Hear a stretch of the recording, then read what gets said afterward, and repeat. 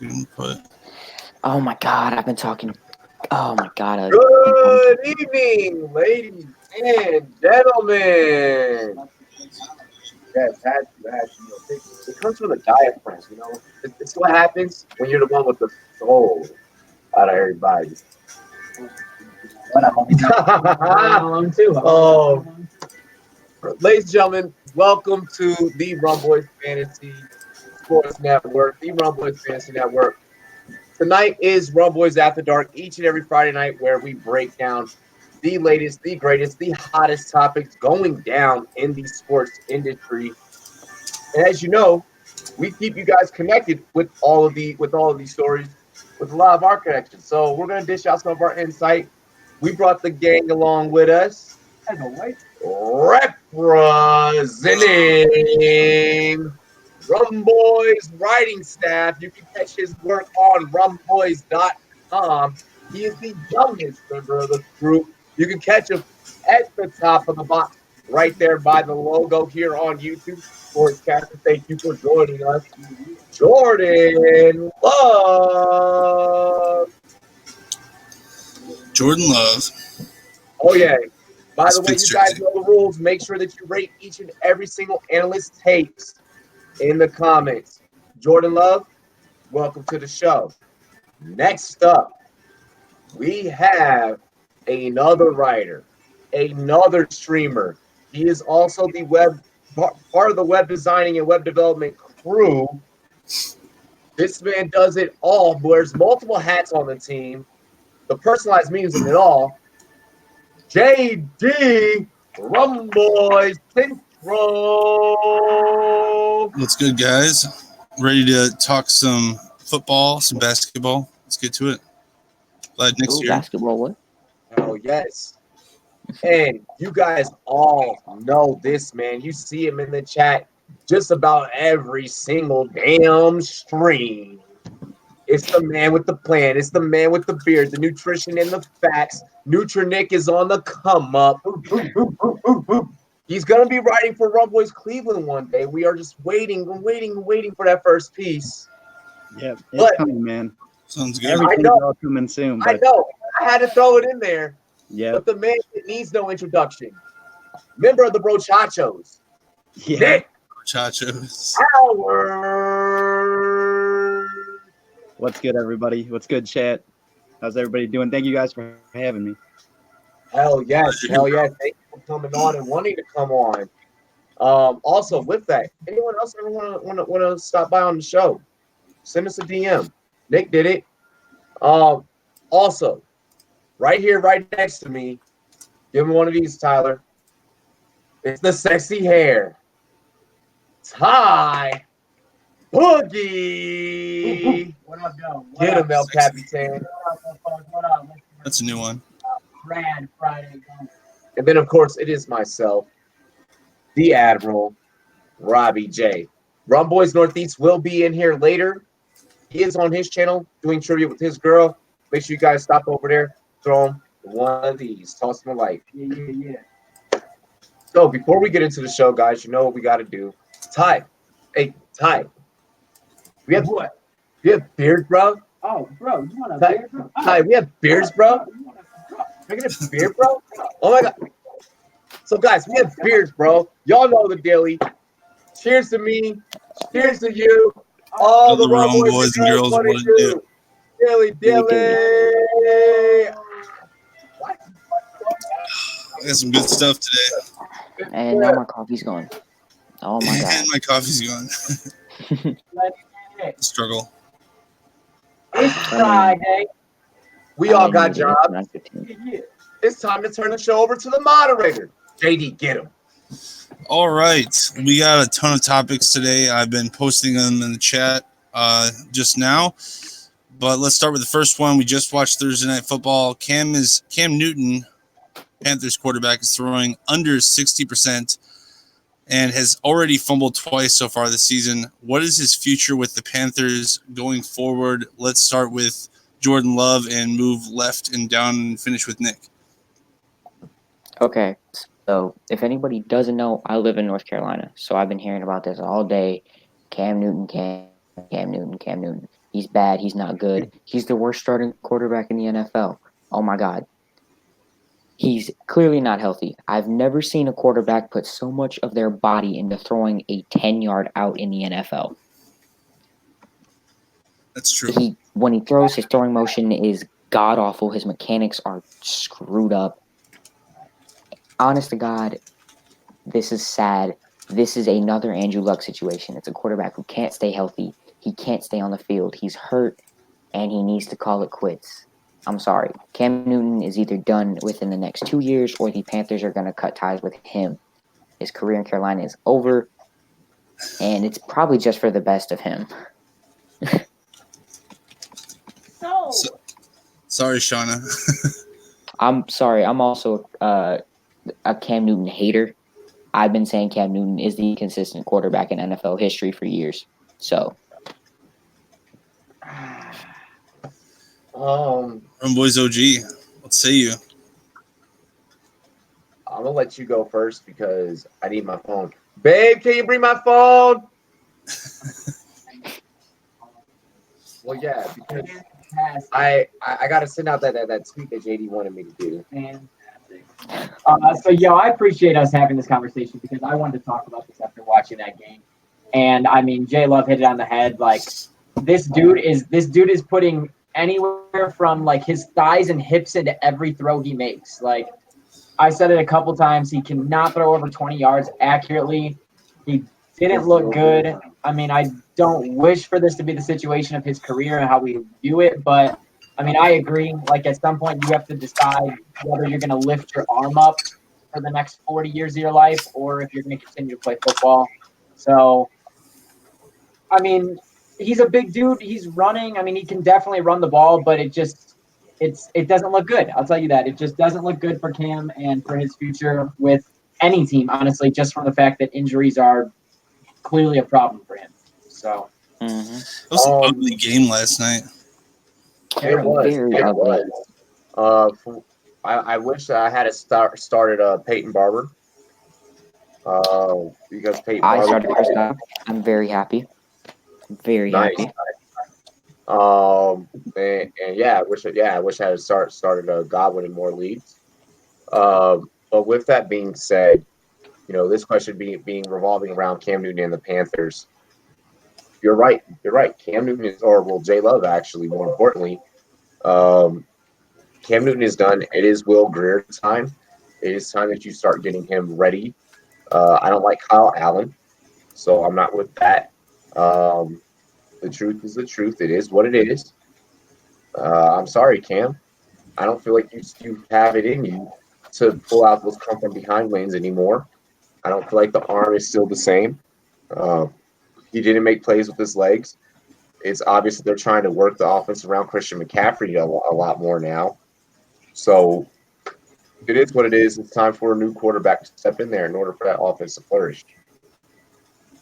They did make it to the Super Bowl a few years ago. That is a good point to make. Maybe it's time for both of them to part their ways. And Nick, you have the floor. Why don't you finish this one off for us? All right, yeah, I agree with Robbie, but I want to say one thing that I don't know why he's doing it. I noticed like the putting his full body in like every throw. I think it's ridiculous. He looks like Nolan Ryan or Randy Johnson throwing a fastball on like a 4-yard in. It's ridiculous. right.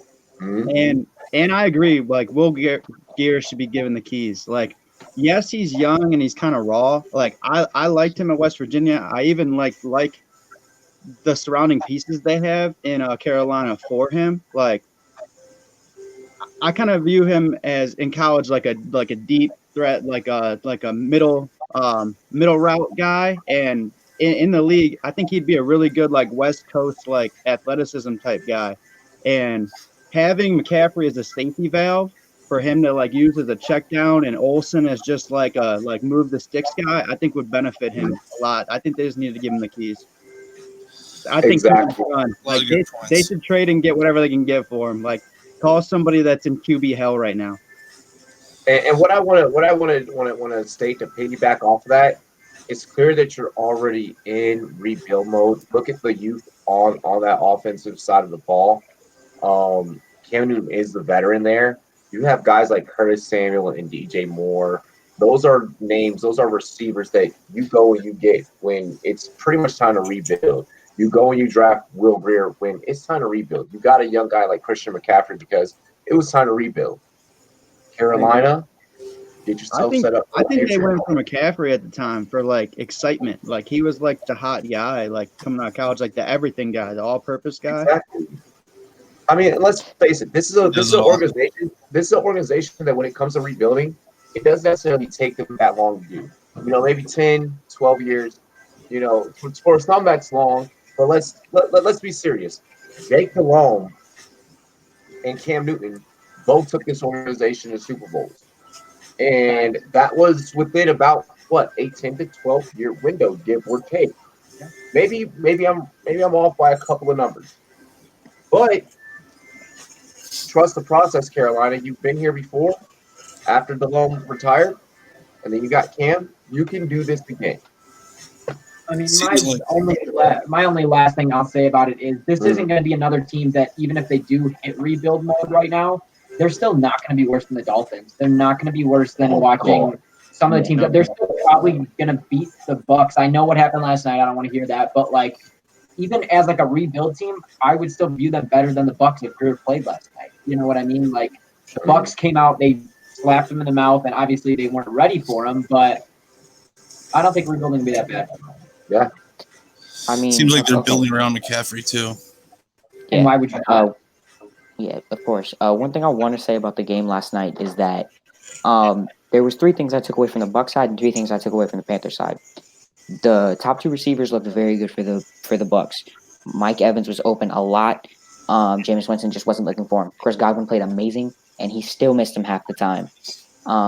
You had the offensive line showing up. Vernon Hargreaves played amazing last night. Yeah. He was a guy that some people thought was a roster cut, and he played out of his mind against DJ Moore, Curtis Samuel, whoever he was lining up against. He shut down last night. And then also the defense for the Bucs, while the Panthers didn't look the best, their offensive line looked god awful. They showed up. I mean, with Devin White going out in the first half, Levante David stepped up. You had Vita Vea playing amazing. And then Ndamukong Suh showed up. So the whole defense just played and clicked together. So that was a big question for me coming this year for the Bucs. The Panthers, their offensive line, god awful. Oh my God, Shaq Barrett picked up feet. Okay, Shaq Barrett is a average edge rusher. He had 3 sacks last night. There's that. Cam Newton, the biggest takeaway, of course, which we just touched on, and then I wanted to touch on the Panthers' defense. James Bradbury was lined up against Mike Evans for most of the game, and he did a decent job. As for whoever was on Chris Godwin, did nothing. And that's supposed to be, other than Luke Kuechly, that's like their best spot on their defense, and they played awful last night. So a lot of people are saying, a lot of people are saying, oh, the Panthers are just playing bad. The Panthers are just playing bad. What if this just is the Panthers? I'm sorry, I know it's early in the year, but what if this just is them? Maybe the team's just bad. I'm beginning to think this might just be them. Their identity. The last few years they haven't been great. Yeah. I mean, what we got next, JD? Any last words on that, Nick? We're gonna move on to the next topic down in Miami. Oh, I just want to say real quick. Yeah. Like, you got lucky, and not got lucky, but you really did something, and that defense, they did have moments where they gave up a lot, but to stifle Evans and OJ Howard in a game, okay, the whole game, they did something with that. Some linebackers showed up for sure on the Panthers side. Defense that they need to figure out. Yeah. OJ Howard only played 10% of the snaps last night. Jesus. That's a Bruce Arians thing. Okay, I'm a Cardinals fan, so I have some history with this. Bruce Arians does not play tight ends. He plays run blocking tight ends, and they're pretty much tackles at that point. And that's what Cameron Braid is. He's a great pass blocking and run blocking tight end, and that's why he's getting 80 to 90% of the snaps. But he is so also OJ Howard security blanket too. Let's not forget this. No, Chris Godwin is Jameis Winston's security blanket now. That's clearly between those two. You know damn good and well, and we all knew damn good and well coming into the season. What happens, especially from the fantasy side of things, what happens every single year? Everyone and every single fantasy analyst boosts up OJ Howard.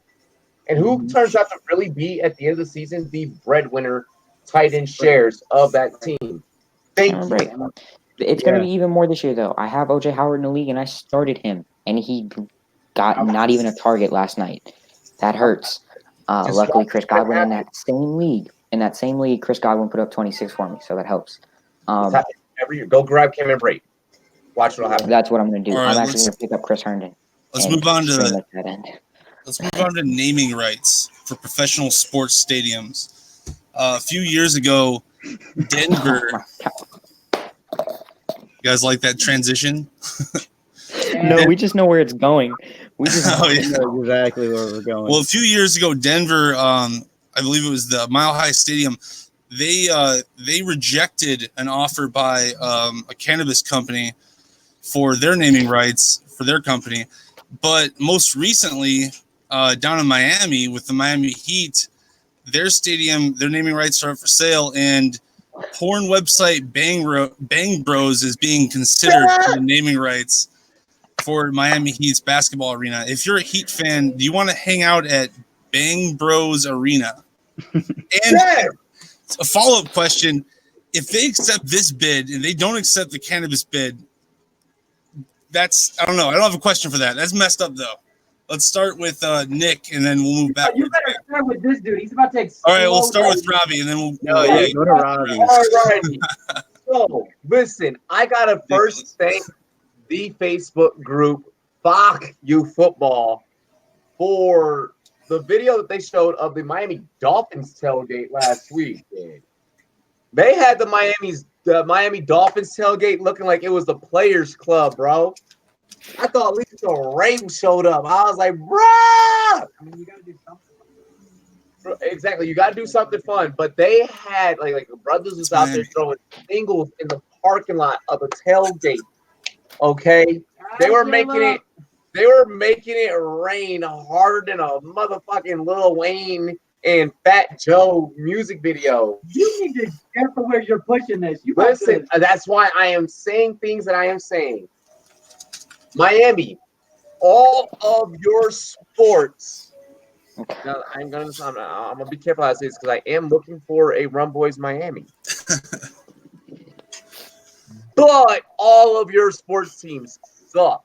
So you need something that will attract people and will attract fans. And naming a stadium, Bang Bros Stadium, Bang Bros Center. Yep, BBC. That's right. With the acronym BB. Like, you'd be trending on Twitter every single day. Like what? Like, what, is that good to be trending on Twitter because of your? I'm down for the fans to show up in BDSM mask and shit. Like, I'm down, bro. I'm down for this. Like when they think back in history and they're like, remember some of the most famous arenas in history? The Garden, the Barclays Center, the BBC. Like, are you kidding? This is a real conversation. Honestly, for their own sake, they need to reject this because people will make them a laughing stock. Hell no. I agree with that.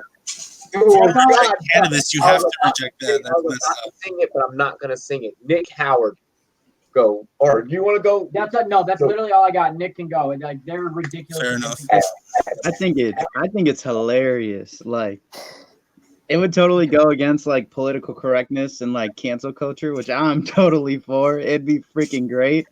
I said in the comment section that if they do that, the floor should say where it says the arena name. They should have the arena name on one side, and then the top be get fucked. No. Right underneath the bench of the visitors. I would have shops and food. Bro, you know what halftime looks like? Halftime looks like 8th Street Latinas, bro. Fuck it, we go all out with it. When someone makes a free throw, you just hear, "Oh yeah!"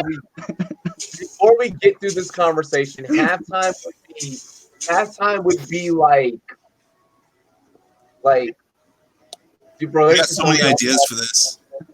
I have so many ideas for this. I have so many ideas for this. Exactly, like Crazy Mofo said, twerking Cuban ladies gonna be the Miami Heat cheerleaders, bro. This is great marketing. Wow. Well, J Love, what's your young self? Am I even allowed to comment on this? Like, Fuck Yeah. I'm like, you are. I've been waiting. I'm a minor. No, I'm playing. You So Settle down there. like I told everyone else. He said, I don't even know how to look at this. I mean, sports are. I mean, you're trying to market to kids, so this wouldn't really work. It's true. Is it hilarious? Yes. Robbie, I know, bro. Okay. What if you do at 13 years old, Jordan Love? hey, y'all, Not what you're see thinking. Bad News Bears, sponsor of the Husker No, strip no, club on the like back. it's tradition for some families to take their 5-year-old kids to basketball games.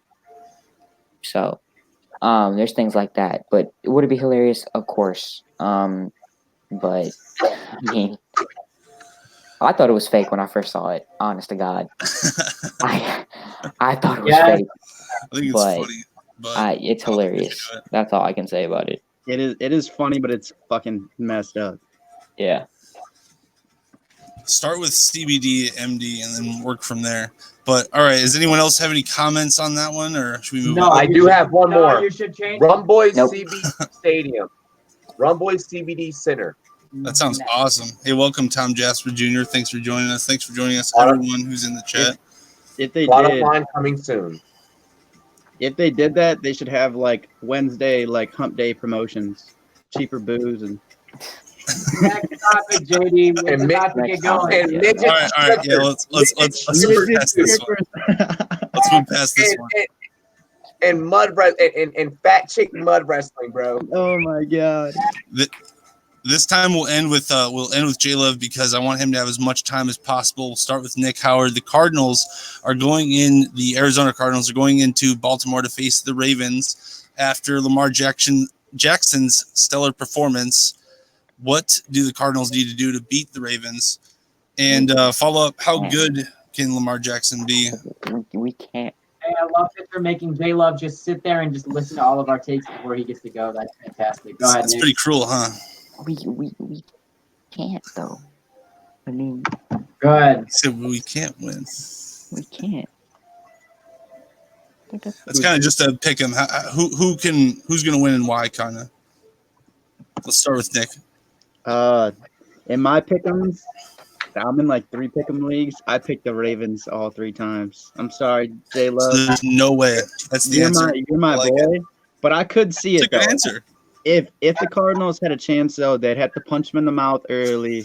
They'd have to play like they're not bad on defense. Like they're just out there and they get worn out and then they just get beat on. But if they're gonna win, you gotta punch them in the mouth early and coast the lead, because if you could get up, like take it from me being a fan of the Browns in the AFC North, like if you get ahead on the Ravens early, they usually just put out.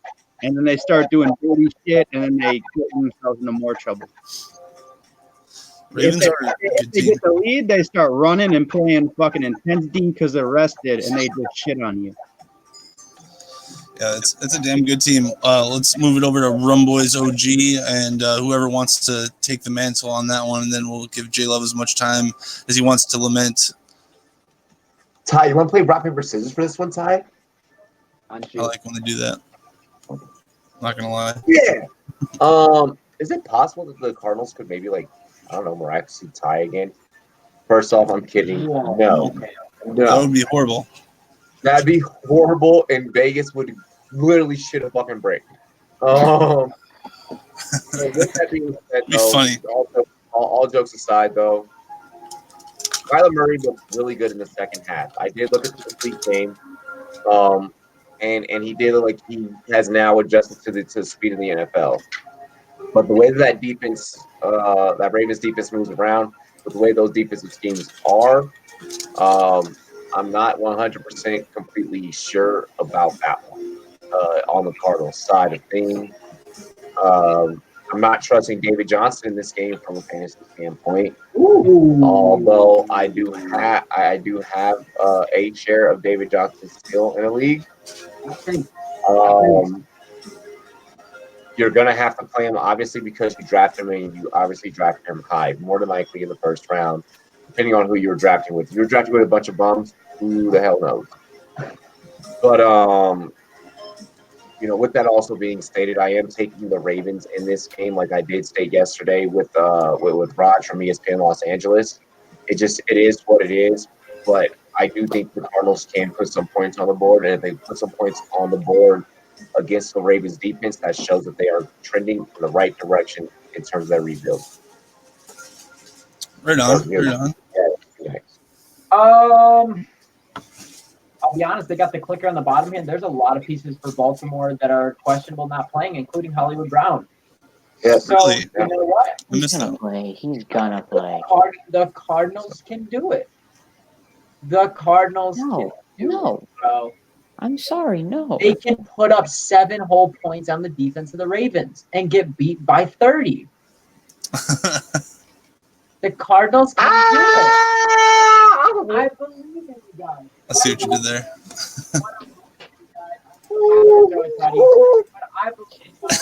Raiders. Lamar doesn't have 5 touchdowns, but he looked good. He had time in the pocket. The Cardinals' defensive line may be a little bit better than the Ravens on a certain day, but my only thing I see getting to Lamar Jackson is Terrell Suggs, if he plays here, trying to have a revenge game. Otherwise, I got nothing for the Cardinals. Just have a good game. Make Larry Fitzgerald continue to get Hall of Fame numbers. Try not to get hurt. And keep Kyler out of the blue tent. Yes. Oh my God, I'm praying He to ate God you the that the fuck Broncos alive. smack the Bears in the mouth this weekend. You hope the Broncos do, dude. Yeah. Okay. That was bad I'm last gonna week. start off with this. Because you already got 8 alive, so yeah. Sorry, dog. We're not gonna win. We're not going to. Can it be closer than most people think? Yes. The Dolphins are literally a college team. The Clemson Tigers are better than the Miami Dolphins. I'm sorry. Big facts. Yeah.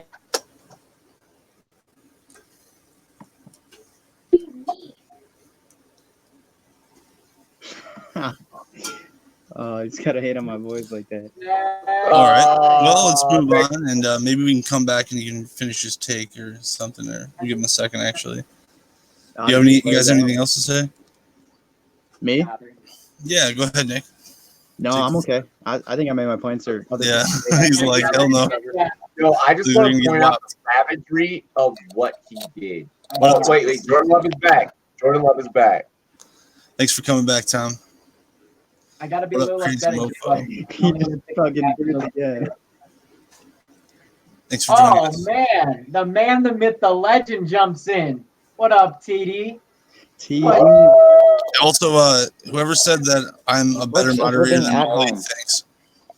Perks of living at home. Wait, he's a better moderator than who? And Molly. My God. Hey, are we about to start the All right. next topic, or can I go get I a don't refill? know. I don't know who. Go get a refill. Go get a refill. Once I'm better than Will Kane, then I'll take the compliment. Perks This of living at show's home. been downhill though. I don't like that show. Go, while he gets a Refill. refill, I'm doing it too.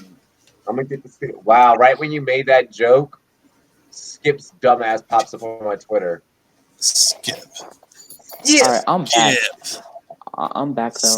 All right, yeah, I Jordan. All right, take the floor. Sorry. Okay. Yeah, we're not gonna win.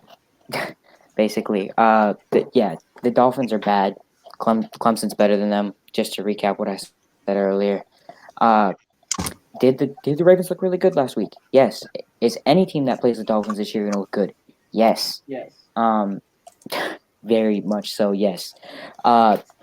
Do I think that defense is very good? No. I do think that the Ravens defense is very overrated. I think that Lamar Jackson, everybody's going to be, oh, he's a running back. He's a running back. He has one good game. Everybody wants to hop on. Chill out. It's one game. It's the Miami Dolphins. Mark Ingram looked very good, as he did in New Orleans. That offense is going to be solid, but they have no receiver. At the same time, Cardinals have no corner right now because Patrick Peterson is suspended. It's going to be an offensive-minded game because, again, I don't think that defense is good. Both teams are going to get to the quarterback. Chandler Jones and Terrell Suggs on the other side, with the Ravens' defense in general just being very good at attacking the quarterback.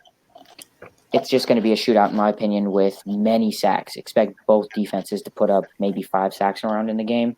And, again, both offenses are going to put up 400, 500 yards. It's just literally just going to be a shootout, and I could see the final score both being around 30 points each. Damn. But at the same time, I still think the Ravens are going to win. Okay. I still do. I like So it. last question before we head on. Does that mean you think Kyler has a big game in his second game? I do think Kyler has a big game. The first half was jitters. I'm going to stick with that. The first, I mean, he did. I agree with you. He got comfortable. I think, yeah, that fourth quarter, he looked in his element. He looked like he knew what he was doing. You also have to admit the play calling in the first half was very, very bad, and that was again Cliff Kingsbury's first half of coaching. So I think both sides got out their jitters. They're going to be a better team, and they're finally just going to get in their groove. I don't know if I like Cliff Kingsbury, but we will see, I suppose. Are we ready for the next topic? This is going to sound bad. He's better than Steve Wilkes. I don't care what anybody says. Steve Wilkes was an awful head coach while he was here. Probably. I don't care what he had. Cliff Kingsbury showed he was better in that one game a lot more than Steve Wilkes did in that whole season. I don't care what anybody says. I like I it. don't know. What else you I got, think- JD? What's Oh, that? go ahead. Kind of Going? got a bad deal, like a raw deal. They let him go after 1 year, and I do don't know, not care. Kingsbury's never not had care. a history of winning. He doesn't have a whole lot of experience compared to other head coaches in the league. I think his cute college offense is going to get figured out. He coached sooner than in a average school in the Big Ten. Time will It's a tell. shootout. Oklahoma's going to win it every game in that conference. There I mean, you go. That's yeah. how losses. Oh, the Big 12 is no defense. Came dude. from It's that area, none. too. No one in the Big Ten does. That's my point. All right, TJ. Oklahoma's in the Big 12. What was that? Big 12, my Houston. bad. Yeah, Yeah, Texas they Tech. play no defense there. Like the Big 12 or the Big 10 is really competitive on Especially in defense. the secondary, I noticed. But Terrible. let's move on to TJ Hawkinson. He had a hell of a game. TJ Hawk. Field day. Is this JD? Matthew Stafford and Hawk were able to hook up for 131 yards and a touchdown in the first game. They did lose, but or no, it was a tie. That's tied. That's what it was. And Still couldn't win. can they compete against the Chargers is the question. And I doubt it. But let's see what Nick says, and we'll go up, and then we'll go back down with J Love next time. First, before Nick starts, I never shouted out BKB for his 50 Oh, there you go. over on Sportscaster. I appreciate that, brother. I appreciate that. Go ahead, Nick. I was gonna say I'm pumped for Hawkinson, man. I have him in the Rumboyz analyst writers versus the fans league, and he is starting over Njoku for the time being, unless I get a favorable matchup with some shit linebackers. And another hot take with Hawkinson and the Lions in general. I'm actually in 2 out of 5 of my leagues. I have Galladay, and I'm going to trade him in at least one because I'm kind of low on him. While he is talented and he is the number one, I do think that after the showing that Amendola put on and Hawkinson kind of showing that he has skills and he can get open and he can take advantage of mismatches, I think they're going to lean more on kind of just getting possession catches right over the sticks. They're not going to they're going to kind of make Galladay less of a focal point and make a guy like Marvin Jones and Amendola either take advantage of their matchup game in, game out, or just dump it off to Hawkinson as much as possible. And I think they're going to use Kerryon Johnson a lot more too. I definitely like the first game. Definitely. I agree with that. He had an amazing first game, and hopefully he has a Pro Bowl year. Let's go to the Rumboyz OG. Robbie J, you want to start us off, or who's starting us off this time? Go ahead, Ty. You know how excited we are for Hawkinson. I mean, there's not a question about it. We both are head over heels, almost as excited as JD is at this point. So, like, I mean, it is what it is. Do I think they have a chance against the Chargers?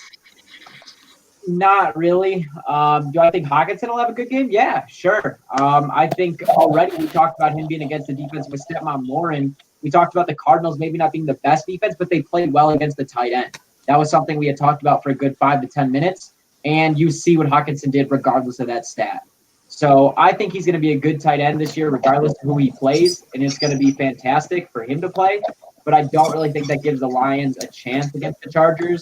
I think there's just too much firepower, and even without Melvin Gordon, I mean, Eckler and Jackson, between the two of them, had a phenomenal game, and I don't see them slowing down anytime soon. I see them just getting better as a duo. So, in regards to the actual question of do they have a chance, I don't think so. Hawkinson-wise, though, I think he has a good game again. He's Oh, go ahead, JD. no, I was just saying he is beast mode. Go ahead, Robbie. I was waiting for you. Sorry. What I am gonna say, I hope old man TD is still here. Fucking miss that dude. Make sure you guys go back and check out when we were all chilling in LA together with old man TD and Arthur. Shit was lit. That's awesome. Yeah. Oh, we're gonna be coming to y'all's town soon. Yeah. Hashtag Rumboyz tour. Make it happen. Keep watching those ads. One of the things that I want to put out with this matchup and with this game in TJ Hawkinson is that he is going to eat. And I want to point out one interesting thing. The Lions always seem to possess generational talent and figure out a way to burn them. You've said this I'm not before. putting the You've said Lion this curse. before. I'm not trying to put the Lion curse on him. They have done it with the running back, very standard. They have done it with the wide receiver, Megatron. TJ Hawkinson, they have not done it to a tight end yet. It's your time. You are a different breed of tight end, and I told you this when I met you. It is what it is. History repeats itself for the Lions. Unfortunately, Rumboyz graphics, and I love you, brother. It's going to continue to repeat itself until you guys can figure out how to have a complete team and not just a generational talent. Oh, and same thing for Darius Slay at cornerback. I was waiting for that. Yeah, Right. that's tough. I mean, you guys hit it right on the head. TJ Hawkinson had a great first game. A lot of people were debating whether Noah Fant or he was the best tight end in the draft. Of course, they did go to the same school. And clearly, with Noah Fant not even playing in week 1, or at least not even showing up, TJ Hawkinson proved to be the better out of the two so far. That's really all I can say. You covered everything else. There's not a lot, yeah. All right. Right on. Well, that's probably all we can say about the the Lions and the Chargers. But moving on to the. Oh yeah, the Chargers are gonna smack them. By the way, I'm sorry. I tend to agree with you. If I was putting money down, I'd probably go with the Chargers too. The Titans just got done beating up on the Browns. They host the Colts this week. What can we expect from Mariota and the Titans coming off of that beatdown of the supposed Super Bowl favorite Browns? But I think that's kind of not a thing anymore. Can I start with a question? Is Leonard going to play? Do we know? Have we got reports on that yet? Leonard Fournette? Who's it? Leonard Fournette? Darius Leonard? Yeah, Darius Leonard. Oh. For the Colts. Oh, let me I think check. he's playing. I think he's playing. I thought it wasn't a serious injury and he was playing, but yeah, can I? Is that all? Yeah, you go ahead and start, bro. 80. Yeah, he's playing. He's playing. Okay, cool. All right, I'll we can. check that. That could change my take, so I needed to hear that. Okay. He is the defense. He literally is that defense. So I said what I said. Go ahead. Yeah. Nick Howard. You want me to start? Yeah, go ahead, Jordan. Okay, yeah. The Titans looked amazing in week 1. They came out there. Mike Vrabel was a defensive-minded head coach, so they shut down whatever Odell Beckham wanted to do, whatever Baker Mayfield thought he was, whatever Nick Chubb thought he was gonna do. they really just outplayed the Browns in every aspect. Now coming in against the Colts with Jacoby Brissett, not even really having a mindset about what he can do yet. I think they're going to take advantage of that. You saw what he did, what that defense did against a very cocky quarterback in Baker Mayfield, who knows what he is, who is very confident in the type of player he is. And Jacoby Brissett is, in all essence, right now, a backup who's taking advantage of a situation that is very sad. They're going to get in his head. They're going to stop that offense at no matter what, because that front seven for them is disgusting. As for the offense, that defense is going to be on the field for way too long. Darius Leonard, I don't think is going to be 100% healthy, and they're going to take advantage of that. So, again, I have the Titans coming out of this division. Like I've said before, I think they win this division even after the Texans make those moves. They're the best team still. It is their division to win and lose. And I think they start out 2-0. I just pulled it up, so I will know about Leonard's status in a second.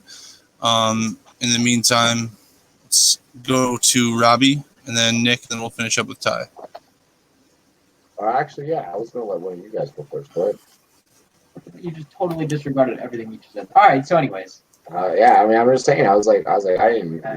in regards basically to the Titans having as good of a game as they had, I'm not trying to take away from the Titans, but I think it was just a very bad and unprepared game for the Browns. I don't think they were expecting any competition at all, and they ran into a very confident Titans team. Do I think they win the division? Absolutely not. Do I think they have a good year? Yeah. I like the Colts. Honestly, they hung in there in a very tough Chargers team that I was looking at already as being a pretty good playoff run contender in general. And I like what the Colts have been doing. Again, if Leonard is playing, I agree that if he's not 100%, it's a problem. But he is that defense. Even just him being on the field to direct traffic is huge. Looks like he's playing. I don't really know where I want to go with a score-wise here because I think it's going to be a competitive game. But, I mean, I guess I do like the Titans probably squeaking it out. But don't sleep on the Colts. Even with Brissett, they almost won. Honestly, they almost won against a very tough Chargers team without Darius Leonard for 3 quarters, I believe. People forget what Jacoby Brissett did even when Andrew Luck was absent. Marlon Mack had a huge game too. I'm not expecting him to repeat. That's my thing. They rolled Marlon Mack that game. And Marlon Mack has a tendency to do that. He'll be stellar one week. He's an every other week type of guy. What I will state is that when you have a coach that is as hands-on as Mike Vrabel, we have seen behind the scenes where he is full on, getting on the line and jamming his defensive lineman, and jamming his secondary. He's a guy that will get out there with you and drop his play calls and be like, no, like this is how you need to line up. Get down here with me here, pow! Like no, like this is what you need, and that's what I feel. So for someone that's played, I feel that that's been my most effective coaches. And I think that that's why he's gotten to this Titans team the way that he does. And I think that that's why the Titans pulled this off. And I think that that's why the Titans have picked up where they left off last season and have continued that forward. Yeah, you beat a really good team. Yeah, you beat a cocky quarterback. Face them in fucking week 6 when they're like in stride, when they're moving in stride. When they get a couple weeks to play together. Exactly. When they get, they're playing real regular season football, like completely different story. But as far as this game they have coming up next, Rumboyz Central State is playing. As far as Yahoo Sports is concerned. Yeah, even with that, I'm sorry. When you have hands-on coaching, you're too dangerous because you're playing for someone that understands you, and that's it's mental. Football's 80% mental. The rest is physical. Yep. Okay. All right, we done with that one, or who has No, going? Nick has to go. Okay, Nick. Sorry, brother. Let's knock it out. I had to switch to my Browns cap because I got some points I want to drop here. Ty, I see you up there.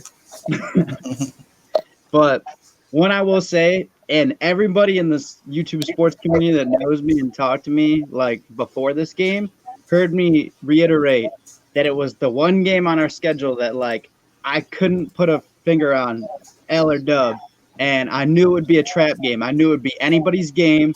I knew we would come in rusty because we didn't have our starters play a lot together in preseason, and it's one game. Like, don't just like in fantasy, don't be making waiver wire moves and overreacting after one weekend. Yep. Don't sleep after one game. Don't give up on it. I know I'm gonna coming off as like a honk and optimistic fan, but that's how I am by nature. But like I said, it was one game. I called it being a trap game. It was anybody's game if they wanted it. Robbie pointed out it's a game of will. It's a game of mental, and it's a little bit of physical. It's about lucky breaks and matchups, and mostly a game of will and a little bit of skill. And I think the problems that we had with Greg Robinson getting suspended for that like reactionary kick, and then our backup guard coming in and playing tackle, then getting hurt, then our long snapper playing left tackle and giving up 3 sacks. Those are little things. Those are little things, but y'all motherfuckers got smoked. we did. No, I admit it. You lost by 30. And the You can't really Titans are bring up- just like the Ravens, man. When they get a lead, they destroy you with power run game and good defense. They wear you out. Derrick Henry, they can do And, It's what it is. and I'm calling right now. Make a side bet with me, any of you guys. That'll be Baker's first game all year. I think they'll beat the Jets. All year. It was one game. Keep that same energy when we're like 6-3. All he did was defend the Browns. That's what I'm saying. The question was: are the Titans gonna repeat this? We know the Browns got smoked. I know how it is though. Everybody like the Browns lose one game and everybody's like, "Oh, the clowns!" Thinking His back. answer is This is that the best roster we've had in 30 years, man. Don't sleep. All right, well, let's move to that topic then, I will right say this from my industry friends. Next. I will say this from my industry friends. Nobody is saying that the Browns are clowns. Nobody is jumping over the edge or walking the plank yet for them. So Nick, it's all good, brother. I gotta say, it's one game, and I called it being a trap game. Like I called it. I knew Well, it let's- going in. Let's start with Nick on the next topic, which can be the Browns and the Jets. Greg Williams is the defensive coordinator. He knows Baker Mayfield. He knows a lot of those guys. But here's the thing. Sam Darnold is sick. He has mono, the kissing disease, and freaking what's his face? Le'Veon Bell. Yeah, Le'Veon Bell. He's hurt too, but he is gonna play. Yeah, he is gonna play. He's banged up. CJ Mosley's questionable though. That's a big thing. So what do you think? CJ Mosley's gonna play too. Is this the bounce back game you guys need? Is this a luck thing you need? This illness? It's the bounce back game we need to just like to get back and execute and come out with a dub. It was last year's coming out party for Baker. I feel like that was the first defense he learned, like how to figure out and how to pick apart where to find soft spots with that defense. And I'm not saying it's going to be a blowout or anything, like, but I expect to get the dub, especially if Darnold isn't playing and Yep. Not for 2 weeks or something like that. Yeah. And I'm not totally sold on Lev Bell either. Like, he's one of the guys I have on my fantasy sell list. Get rid of him and pick up somebody like. Oh, why are you revealing I got secrets from freaking? That's going to be what some of the things I address on Saturday's, start sit episode. I mean, I'm sorry. The one person I'm not worried about on that Jets team is Le'Veon Bell. That game that they lost is everybody else's fault except for Le'Veon Bell's. I'm sorry. That team was sorry. Yeah, they were. The Bills were clutch too. We got to give them a little bit of credit. They kind of put it together at the end. It was honestly, I don't mean to be like this because I'm a Cardinals fan. It was similar to the Cardinals game. Awful first half for one team, great first half for the other team, and then they just came back and smoked. So you want to know where Sam Darnold's throwing motion comes from? It's all the weight. Like the reason why he can't throw accurately is all the weight in his big ass motherfucking forehead. And, oh my god! He's the new big forehead. And then he leaned forward. It was He be Peyton throwing Manning. like this. Now it's Sam Darnold. He be throwing like this Fuck you, see. because his forehead is down. Crazy Mofo says I got the Browns and Titans winning. Bro, the Browns are gonna smack the Jets. Listen, the Jets, Probably. the Browns I'm sorry, the Bills last week, they were trying to figure things out. And once they figure out things, we saw, like we said yesterday with Raj, Cole Beasley, when we were calling the game on Rum Zone, make sure you guys catch us Sunday for NFL Rum Zone. And like we were breaking it down, bro, that Sunday, we've never seen Cole Beasley drop a pass like that. Not an easy catch like that. So what I am going to say is, once again, to kind of revert back to my take with the Titans, with the Bills, with what they have, they just got to, kind of get that. Or I'm sorry, with the Browns, not the Titans. My take with the Browns, they just have to get their chemistry down. And by the time their midseason form, I'm not sitting here saying, oh, God, like the Bills are going to be in the playoffs. But they're one of those teams that,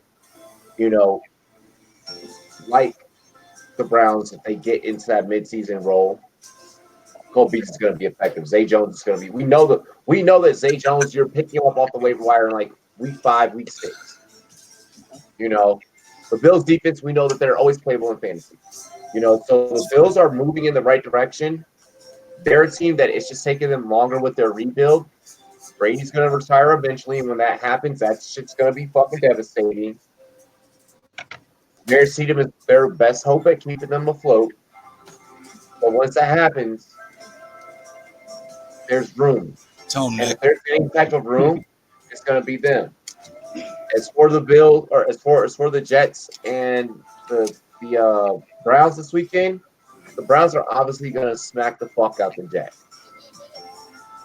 Y'all confuse me. I literally have no idea what the fuck the question is. I feel like we talked about like 8 minutes. I just like mesh like yeah, I takes. feel like we just talked about like. But Is this the rebound game that for the Browns, basically? obviously, For sure. Yes, this is gonna be easy for me. I'm just gonna say yes because I already said it with Raj. This is a must win for them. This is week 16, playoffs are on the line type of event. Like you cannot go from the amount of things you said over the offseason and the accusations you made. You cannot get shut down again and go 0-2. So this is a must win for them. this is an exposed Jets game. This is an exposed Jets game. This is an exposed Adam Gase game.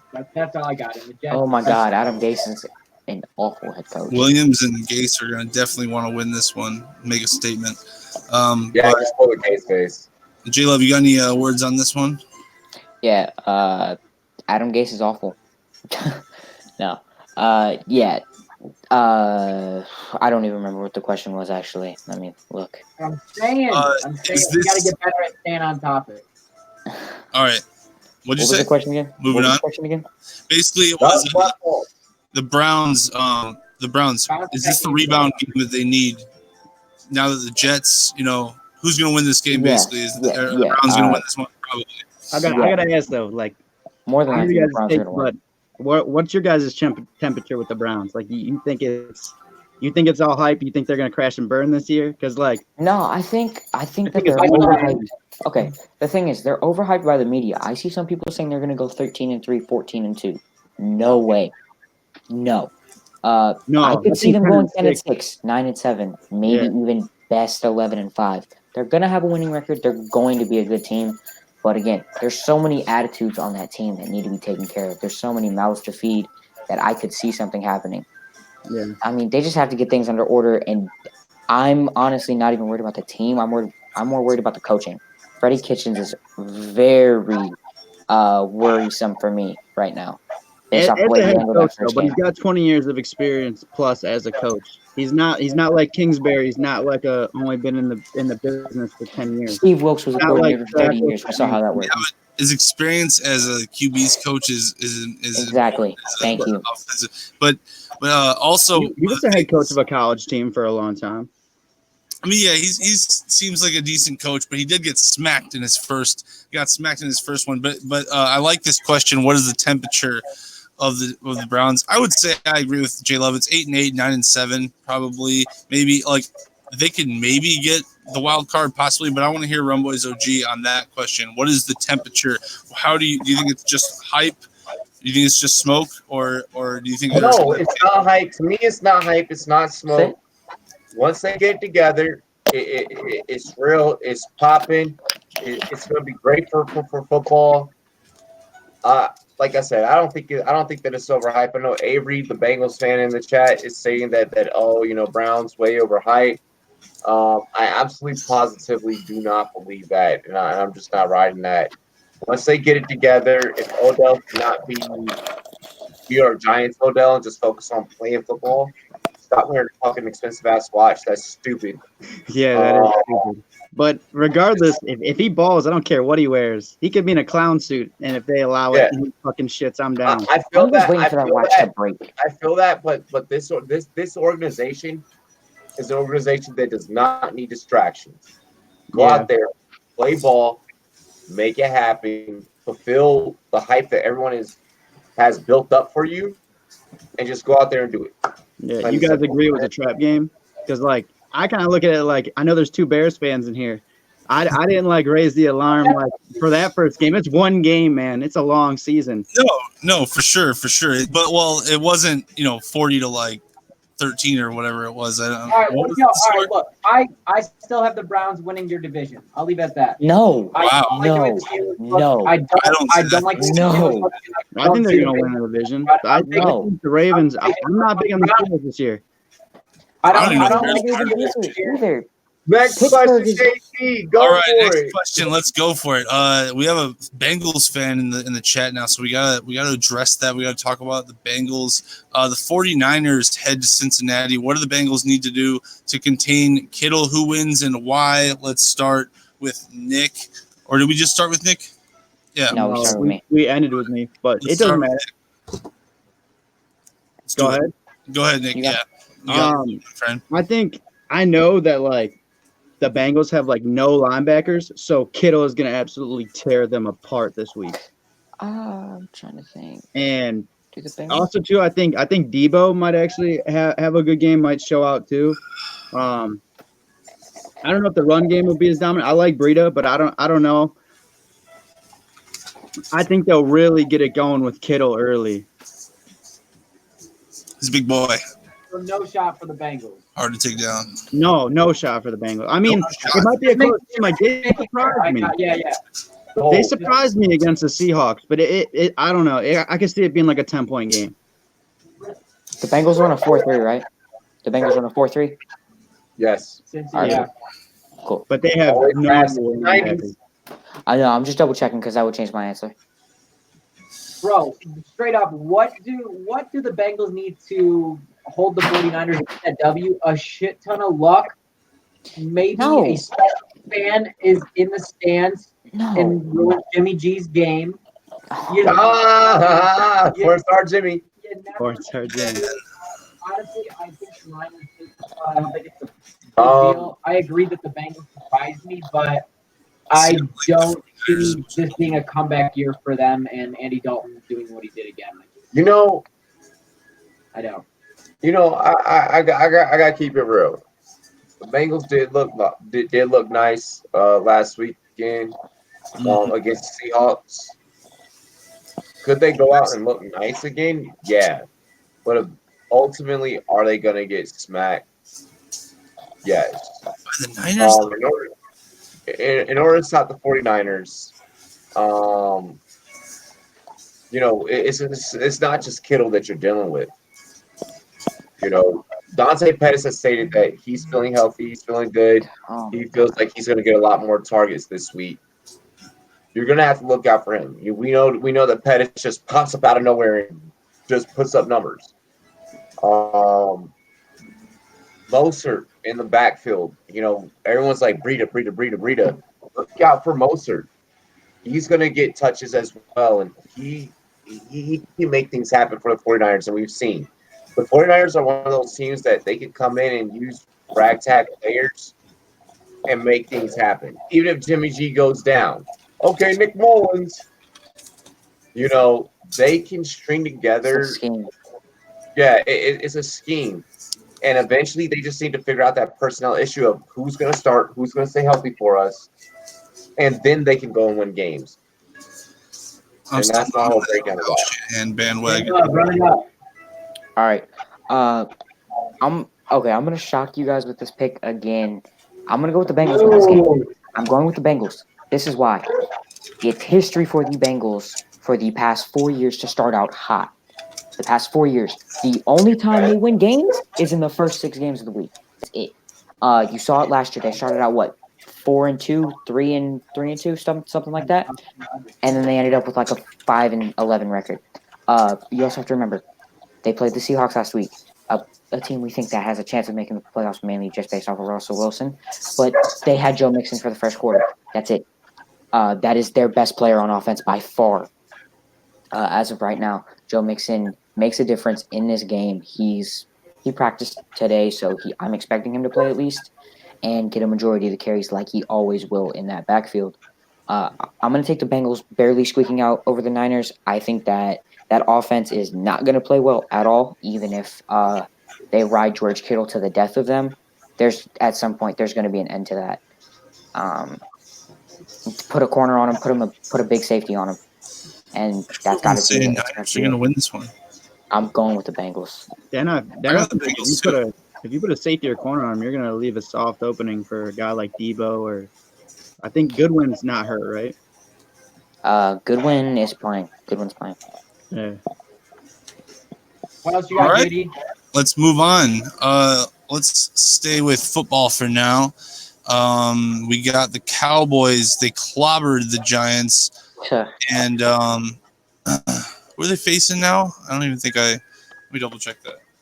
Cowboys are against the Skins, dog. Yes. The Skins. Okay. Well, Cowboys versus versus the Redskins. Right on. Okay. So they dominated. The Redskins had a really good first half against the Eagles. And, they were competitive the whole game. So who do we got and why? Let's start with Rumboyz OG, Robbie, and we will. Robbie should go last. He's gonna talk during everybody's thing because someone's gonna say something about the All right, Skins. Oh, hell no. All right, Jordan Love. All right. I'm down with that. Yeah. Robbie, don't kick me out of here. Don't kick me out of here. So I'm gonna ask. You guys are gonna get destroyed. I'm just gonna start out with that. Destroyed. Destroyed. It's gonna be Destroyed. the only reason you are in that game at all with.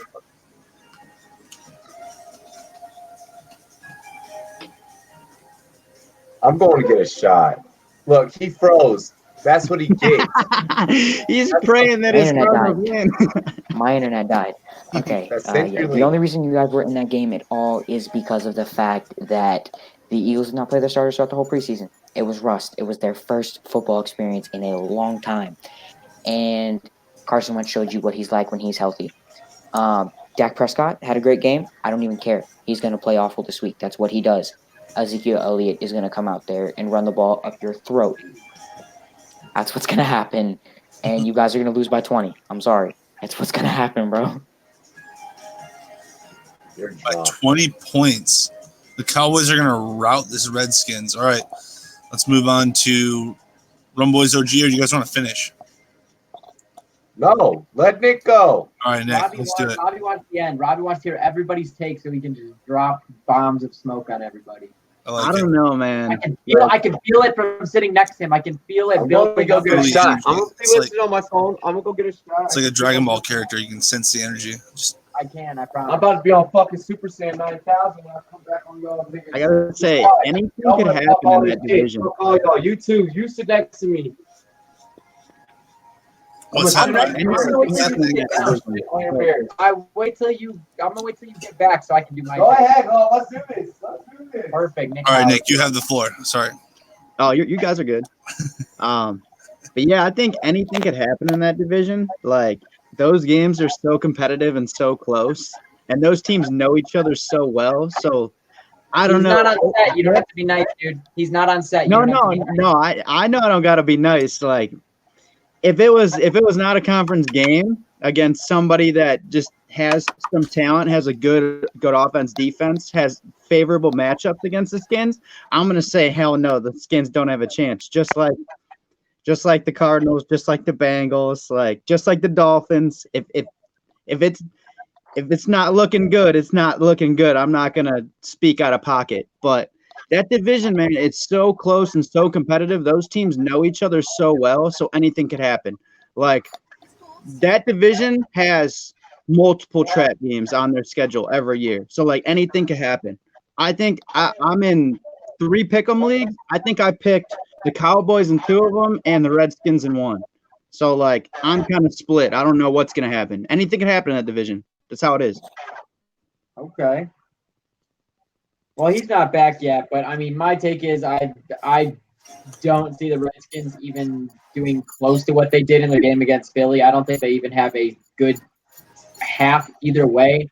I mean, I think they'll put up points. I don't think it's going to be an absolute blowout, but I think the Cowboys, I don't see this as a trap game because I think in this division, like you said, Nick, these teams are so competitive and they know, yes, they have trap games, but I think this is going to be a game where the Cowboys are not looking at it as a guaranteed win. The Cowboys are going to go in and be like, this is a division game. Our division plays tough.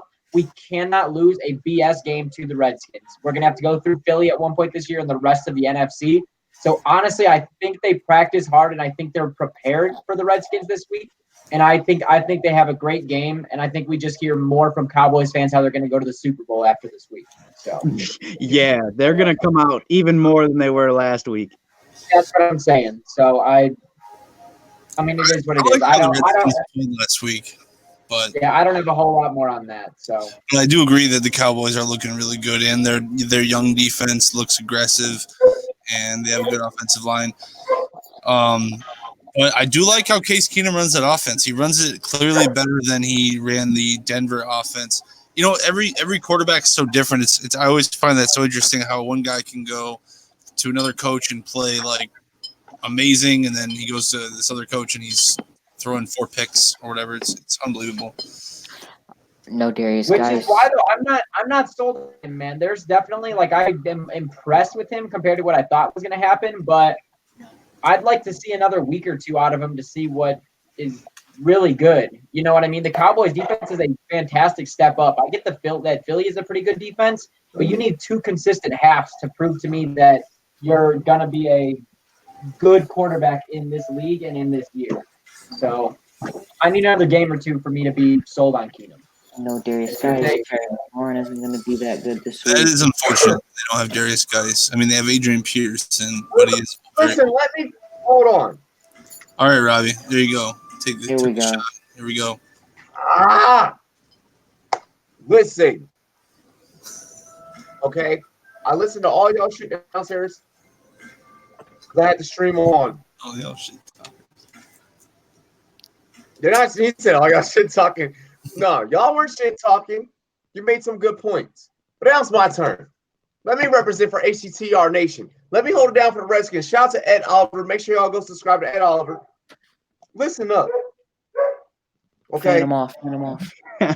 No, man. Terry Warren, the F1, gonna burn the fuck out them corners.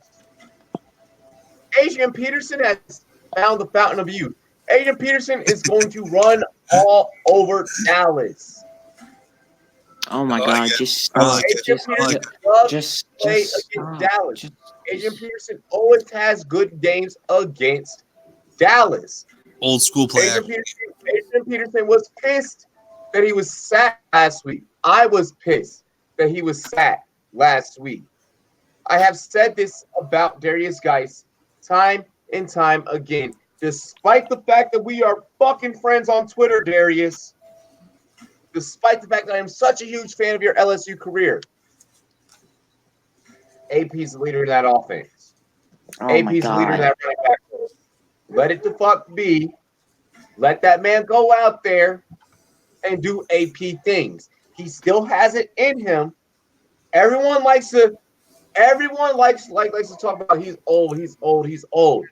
But yet he said he proves all y'all wrong. So I mean, let us go out there. He had a good year last year. We gonna prove y'all wrong, and we're gonna punch the Cowboys in the mouth. We're gonna punch the Cowboys in the mouth.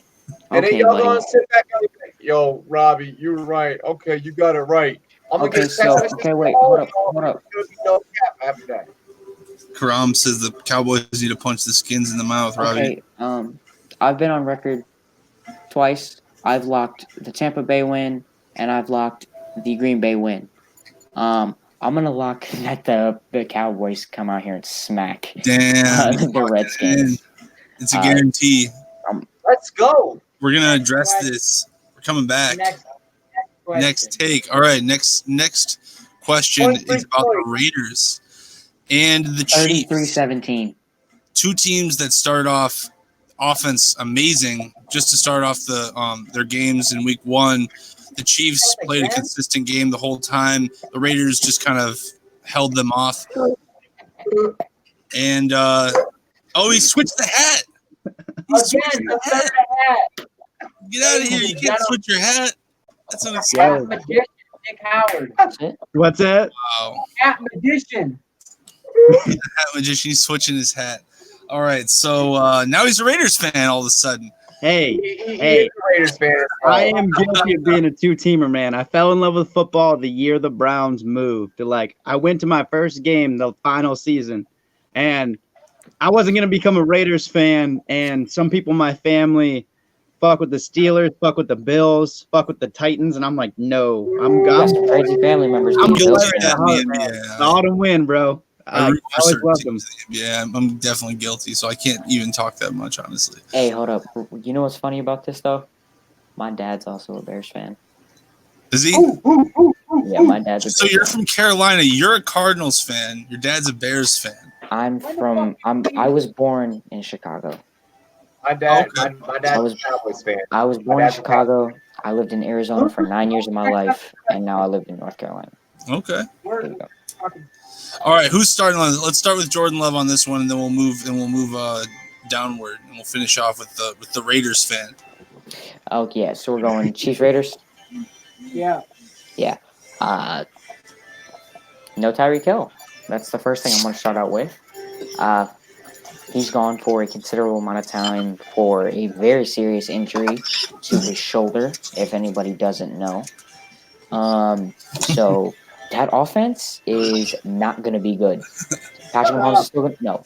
That offense is still going to be good behind Patrick Mahomes, but there is not going to be a deep threat on that team.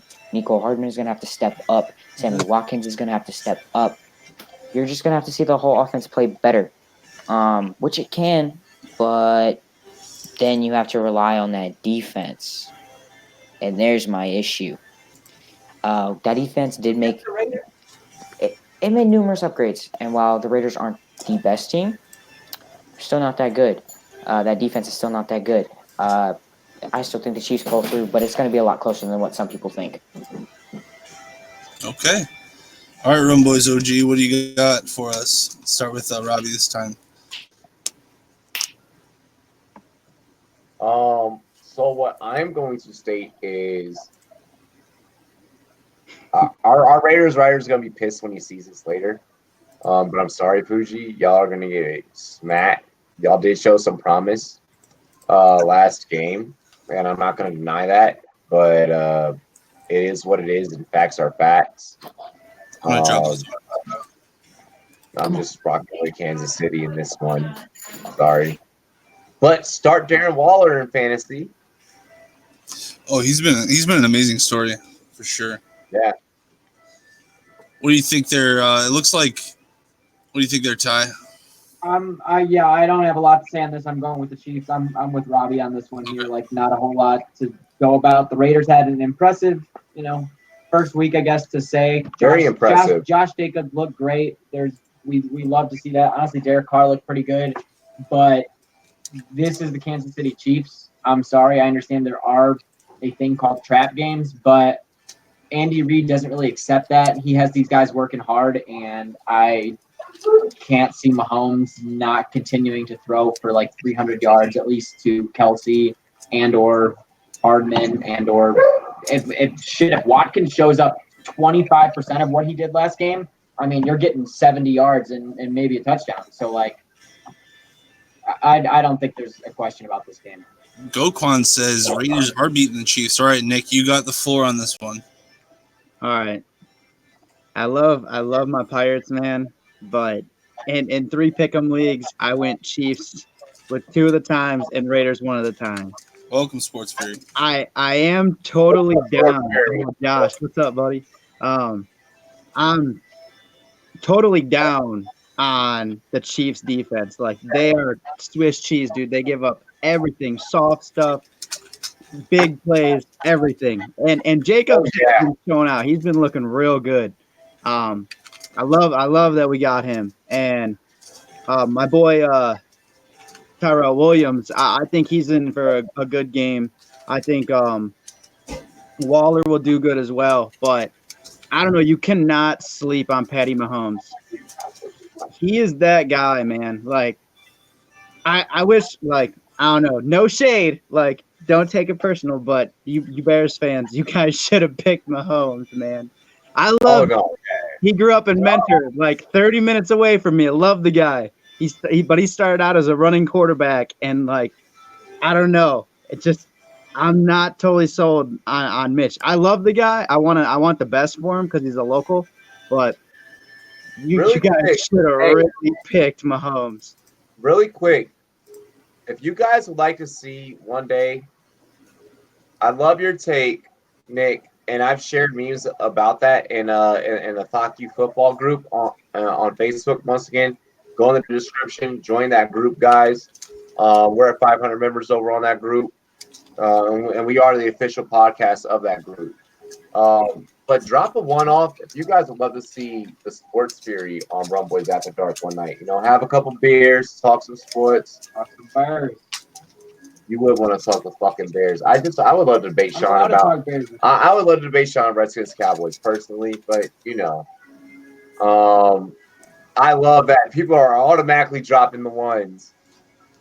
One thing that I do want to say though with this is that this could potentially be a trap game for these Kansas City Chiefs. But one thing that I do want to state is that I do see this being a game where if you have a stack strategy due to the injury of Tyreek Hill, I want to say 2 things from a fantasy football standpoint. If Mecole Hardman is available, you go and you get him now. I know. You're an analyst. I expect better knowledge than that with you. Another thing that I do also want to state is that you are going to play all of your offensive guys on Kansas City or on the Raiders because Kansas City defense allows points. And then another thing, if you work with the stack strategy, meaning a QB to wide receiver combo, which is the stack that I prefer. You want to rely on that stack between Patrick Mahomes and Travis Kelce because Travis Kelce, if you erase tight end in fantasy football, he puts up numbers like a wide receiver 1. No, that's a great idea. If there's, I don't want to take the regular football take with this question. I want to give people advice. This is where you need to win your league this weekend. If you have a stack on the Kansas City Chiefs, Patrick Mahomes is your quarterback. Make some moves in your roster. Get those double up on those points. I'll be honest, if you have Mahomes and Kelce and neither of those 2 are starting, you probably need to watch the show.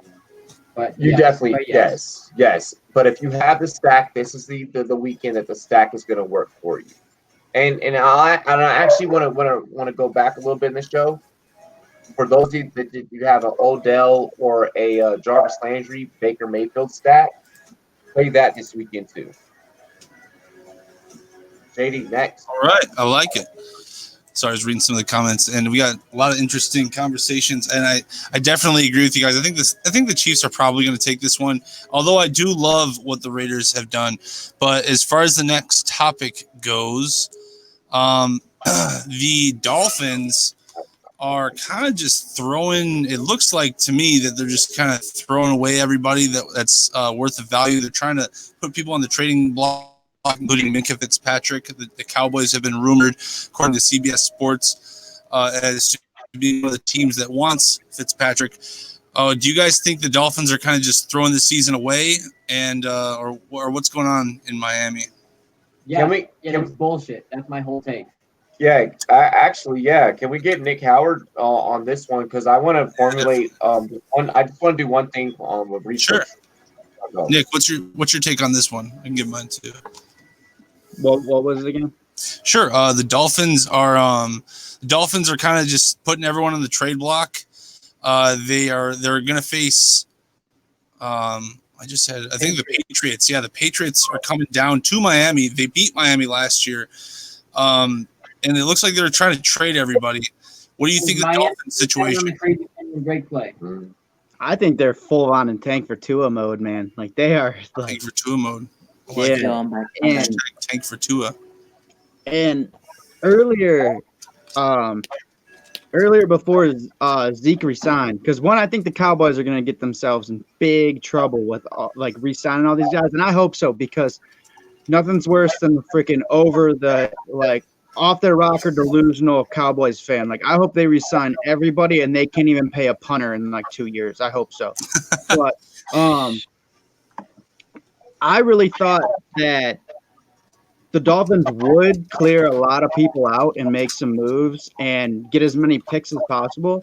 I really thought before Zeke resigned that they were going to maybe make a move and the Cowboys were going to do what they did in the early 90s with Walker and get a king's ransom of first-round picks, top 3 picks, and they were going to give them Zeke and maybe give back Drake in return, because Drake would have even been a beast behind that line. Like maybe that line makes mediocre guys look good. Like you saw what happened with what's his name that went to Philly, Murray. Like he was a beast there. He put up crazy numbers, got paid, and then just done. And it's crazy how that happens. Yeah, and I don't know what they're doing. I could have seen them go for Zeke to sell tickets and like have a little hype with them, even though they are going through a rebuilding thing. But to strip all pieces away and kind of like make your fan base go like, "What the fuck are we doing?" is fucked up. So what I want to state is that first off, I love covering fan bases, especially that I feel that don't get a lot of coverage, and I feel like that this is something and this is a story, especially with a lot of the pieces that they have, should be covered heavily. So I'm excited that we are doing this. Mm-hmm. Before I begin, I do want to shout out a YouTuber that I have found. I randomly found this guy, and this is probably not the Miami Dolphins YouTuber that many people would think that I would probably shout out. I want to shout out Dougly Do Wrong. He doesn't even know that I'm doing this. He didn't pay me to shout him out or anything or like that. I just randomly found Dougly Do Wrong. And Dougly made a very good point today, with the whole, Minka Fitzpatrick and everything. If you're a Miami Dolphins fan, of course you want the pieces that you have to stay. But he opened up a very wide perspective of we're in rebuild again. We've been in rebuild forever, and it is what it is, and this is what we do. And he kind of took that approach, so I'm going to take that kind of same approach that he took. If you're Miami Dolphins, try and trade pieces away. Try and get things throughout the free agency, throughout via trades. Try and get pieces through the draft. Maybe I don't want to necessarily say that they're tanking for Tua. They are right now, but I do want to say this. Maybe you start getting pieces for Rosen to work with via these acquisitions. No, I'm sorry. No. You can tank for Tua. And that's not far-fetched. It's not far-fetched. But you can also do the alter, and maybe you're still fine. You need to definitely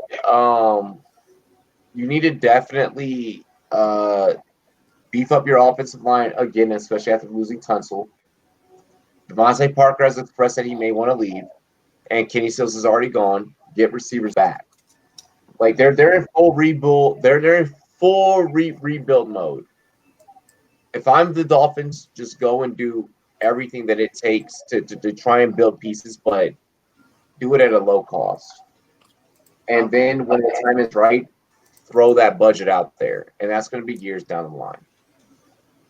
Hell yeah. I appreciate you guys for subbing him. Thank you. All right. Go Clowns Clown. All right, let's hear it, J-Lo.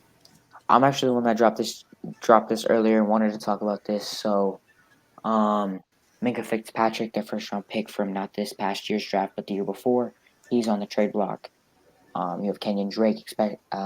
He's been in rumors. You have Xavier Howard, who just became the highest paid corner in the NFL, being in trade rumors. Although I doubt he gets moved because of his contract. You see Devontae Parker being in rumors. Basically, any player of any value that's going to receive any substance for this team, they're trading away. And I'm sorry, Robbie. I know this hurts me too. I'm a Josh Rosen believer. Josh Rosen's not their guy. He can't be. He's not. A lot of people are saying tank for Tua. I'm in the minority that thinks they're tanking for Justin Herbert. I much so believe that he's the best quarterback in this class, no doubt. I think that's who they're tanking for. I think that's going to be their guy. They're just trying to collect assets to improve this team and get younger. I could see Devontae Parker getting moved because of the rise of Preston Williams. Nobody expected him. Well, not nobody, but most people expected him to be a roster filler, basically, and be a semi-decent player. No, he's the only player on that team to score a touchdown so far. Of course, it's only week 1. He accounted for the touchdown. He proved that he's running a majority of the snaps. Devontae Parker played well in week 1, which only means his value is as high as it's going to get for a while. Minka Fitzpatrick had a great rookie year. He's only going to go down because his team's not going to play well.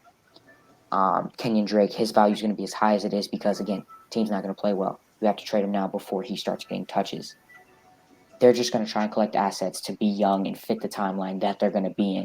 None of these players that are 25 or 26 are going to be of value in 5 to 6 years when they even have a chance of being good. That's my outlook on it. All right, I like that. Let's do one more topic. Unless you guys have any last football takes that you want to give going into week 2, we'll run. I do have one more take on that. Yeah, sure. Go ahead, buddy. I am not sold on Rosen. I think that just like the raw deal he was given in Arizona, even though I don't really like his skill set and him personally, like he to me just seems like I don't know, like a touch guy, doesn't have like the arm strength, doesn't have the athletic ability to like improvise. He's kind of just like a touch guy. Like he needs set time and he needs a good line. And I'm not totally sold on him. I think he's going to end up getting moved again. Like I could see the Colts being in play. Brandon says go to the Colts. But is he the next Mark Sanchez where he just bounces and bounces and bounces? Career backup. Yeah, I could see him being a bounce around. I could see him being a career backup because nobody's wanting to give him the starting job and just like let the team be his. I could really see that. And it's sad too, because like he did have a lot of talent. At UCLA, he looked good. Hold on, before we go on to the next topic, are you holding a pen right now? Are you writing? Yeah, dude. I'm shit down right here. Hell yeah, I love that. I love that. That is dope. Look at this, dude. I'm writing shit down. Actually, I got 2 more. I fill notebooks all the time, dude, of just stupid shit. And just thoughts and shit of like just ideas that pop in here. But another point that I don't know. Before we pass it back to JD, more reason to work for Rumboyz.com. That passion, that hard work ethic, I love it. JD. My bad. I want to make one more point though. Okay. Well, it's not really a point. I just want to know, once again, check the temperature of what's going on with the Dolphins. I don't know if any of you guys heard the rumor that 10 players came into the GM's office Monday morning after that loss and asked to be moved. That was reported by Mike Tony, though. I don't believe it. Yeah, I'm kind of in between, but I'm thinking with Minka getting thrown out there, Alonzo getting moved before, even though Alonzo's really not much of a he's not they moved him because much of a good thing to have. The dude walks to the wrong sidelines because he's fucked up in the head. All right, JD, what you got? Last topic. I think that Jordan Love had one more thing to say really quick on the topic. I don't know if you covered this while I was gone, but the Eagles-Falcons game.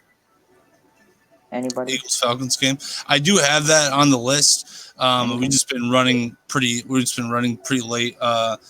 So Do you want to just go to the last basketball topic? Maybe we can do that later in the week. We can come back and do like a mid show or something, the rest of the picks. But we'll do a pick'ems or something like that. So the last topic I have is about basketball, and I'm a huge fan of basketball. I watch it year round.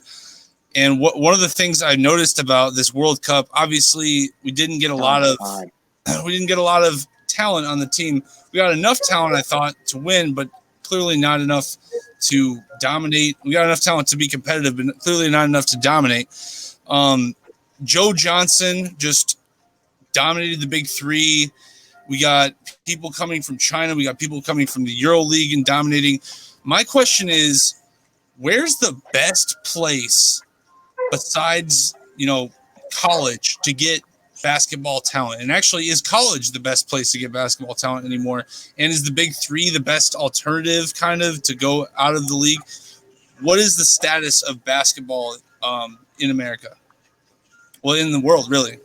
And let's start with Rumboyz OG on this one. I feel like Robbie's got something to say on this one. Go ahead and repeat that really quick. I'm sorry. Basically, just where's the place? Where's the secondary? We got all these places. Where is the premier place to play basketball? Is it China? Is it the Euro League? Is it the Big Three? Is it internationally? Yeah. Or if you're a GM of a team, where are you looking for talent for your roster? I like that question. Is it college? Is it the Big Three? Is it European? So no, and JD, I like that you actually tossed it to me first with this topic. Actually, I love the international side. Come from someone that balled out on military bases internationally, and I would see a lot of those international guys come in and work out. And I play against them. That was a unique experience, and they play the sport differently. Like when I go to a park, back home in Southeast DC, or I go to like a park out here in Colorado Springs. Well, first off, Colorado Springs don't really got ballers like that, I'm gonna be honest. But like when I go to like different parks in different cities, and I talk different balls and I play against different balls. Like we saw balls at Venice Beach, But what I experienced and what I saw on Venice Beach versus what I saw in Europe, it's a different finesse. It's a different way they move the ball. It's a different. They play the game like basketball. You have to be a full complete player in Europe. Yeah, in Europe they play the game like a beautiful orchestra of strings, a violinist. Just if you listen to that perfect classical song, I encourage you to watch a basketball game while simultaneously listening to classical music. I swear to God, I promise. Do this experiment. And especially watch European basketball while this happens. It's good. Movement. Yeah, you'll witness ball movement and fluidity that happens with the music. Even watch old school NBA games. You'll witness ball movement and fluidity that happens different. I have to say that it has to be Europe that I'm looking for. Not necessarily, Asia or anywhere else. International wise, I'm looking at Europe. That's where I want to go and recruit guys. Ty. It's the U.S. It's college. I definitely agree that watching European players is absolutely fantastic. It's finesse. You see people like Tony Parker, Ginobili come in. But if you want to play basketball, there are a couple exclusive schools you can go to here in the U.S. to easily be looked at by the NBA. I mean, you go to Duke. I don't care what you do. Your name is now in the minds of some of these people. You go to, Kansas, you're in the mind of some of these guys. So the best talent is still here in the U.S. People still want to play for some of these big schools and be recruited by these schools. I agree that European players are kind of taking over. We see Luka come in and just absolutely ball out, but there is that one, maybe two European players in the top 15 of each draft that are nice, but the rest of the draft and the top guys are still guys like Zion that want to go to a high-class school like Duke, that want to go to Kansas, that want to go to these high-name schools and play in March Madness and play in these tourneys. So I'm still looking college U.S., but absolutely, if you're looking for a sleeper, Europe is the place to be. I think Connor in the Sports Fury broke it down really well. Connor says, I think it depends on what you're looking for. If you want to rebuild you go to college. If you want an experience, you go international, big three, etc. I like that. What do you think, Nick? And then we'll finish up with Jordan Love on this topic. I agree. Like college, like American colleges is the best place to look for talent for over here. But there are a lot of ballers that like go to France, go to Italy, go to Spain that like come from here and go to smaller schools or go to big schools and don't really get played all that much. I think China is even starting to show like little flashes of sending people over and like developing talent pretty well. With the big three though, like the age being like 27 and over, I feel like guys like they want to get guys at like the sweet spot now of like 19 to like 23 and develop them. Like I feel like the guys that show up in the big three that nobody knows about, like they're kind of like already like past, and like that's kind of sad because like I love playing ball. Like every day I go get a workout, and every day I try to get like a couple hundred shots. There he is. You fuck, what's up? End of the show. What is this? End of the fucking show. We're literally Right ending there, the Fred. Bobby, sign up first. Go ahead, Nick. I like this. But like I ball like every day I go get a couple hundred shots in, and I play in like a league. I know it's just like a league of just ex-college players and like people that drink all weekend, and it's like co-ed too, so there's like girls in there, and the ages range from like 19 to like 50, and I clean up. Like I love it. Like I love going and playing pickup. I've even considered at 27 years old walking onto a school and just playing ball because I've always wanted to, like just going to Dayton and just trying out, or going to Cleveland State and just walking onto the team. But I feel like yes, colleges are like the best prospective spot to get young talent in the current NBA. Like the EuroLeague guys, like are guys that like didn't work out over here, didn't get drafted, and they go over there. Like I don't know if you guys know who RB the Breakthrough is. He's got a YouTube channel. Oh yeah, Yeah. He's a beast, dude. I'm so surprised he's never gotten or hasn't in the past few years gotten a call even for a trial, because that guy's wicked talented. He played in like 4 different countries. Interesting. All right, let's go to J Love. I totally agree with you. I think that's very interesting, and I also agree that America is probably still the best for talent, at least for the remaining time. But let's go to J Love, and then we'll finish with the Butcher. Thanks for joining us, Bobby. Yeah, Okay. Bobby. Why you not come to me when I got a French fry in my mouth? Yo, why did you come in the stream when you have a French fry in your mouth? Look at my comment on the side. In the private chat? Yeah. Yeah. Okay. Yep. Yeah. Okay, so I'm gonna start out with this. So what was the take? What was the thing again?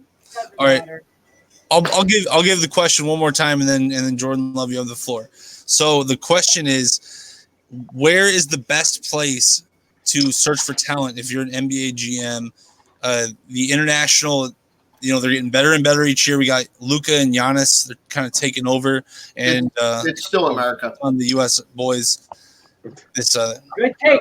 Good I like it. I like it. I like that take. All right, it's still America. All right, let's go, Jordan. It's still America.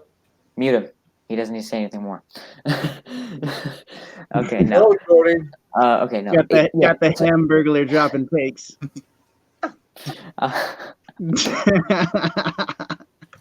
Love you, Bobby. Yeah, Drop knowledge on the young man. There it is. Is it Wendy's?